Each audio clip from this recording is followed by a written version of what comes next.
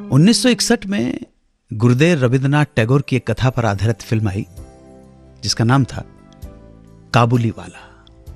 यह film produce की थी बिमल रॉय ने लीला देसाई के साथ एसोसिएशन में, और डायरेक्ट किया था हेमेन गुप्ता ने।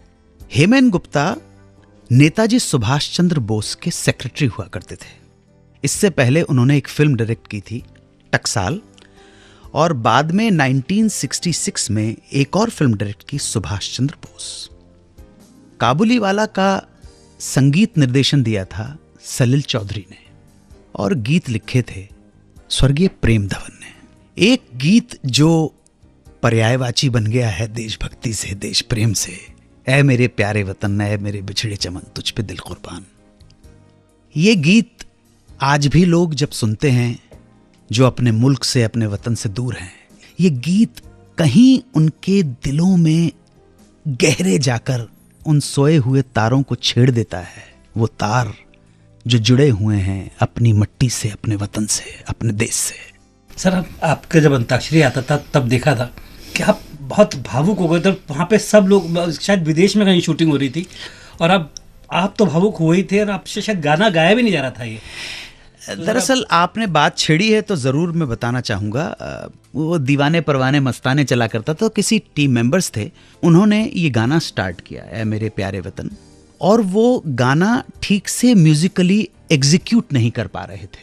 सो मैंने वहाँ से टेक ओवर ले लिया और इस गाने को गाना शुरू किया, और गाना गाते हुए मैं इतना भावुक हो गया कि मेरी आंखें छलक पड़ी, और मैंने गाना रोक दिया।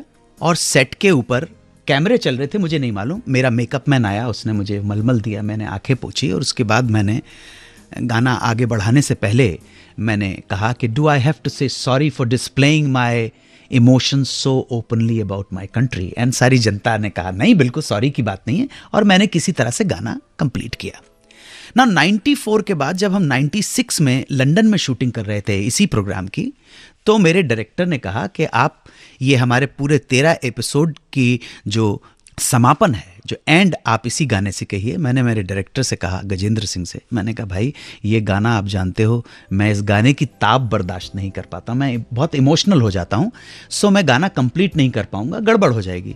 तो गजेंद्र सिंह ने कहा कि नहीं, हम तो चाहते हैं कि गड़बड़ हो जाए। मैंने कहा अच्छा ठीक है, मुझे फोर्स किया गया, तो मैंने गाना स्टार्ट किया, और मुझे यहाँ तक याद है कि मैंने इसका सिर्फ मुखड़ा गाया, और अंतरा जैसे ही स्टार्ट हुआ तो मैंने आंखें बंद कर लीं, और मैं बहुत इमोशनल हो गया, बहुत भावुक हो गया, और मुझे मालूम नहीं था कि मेरी ऑडियंस का क्या हाल था।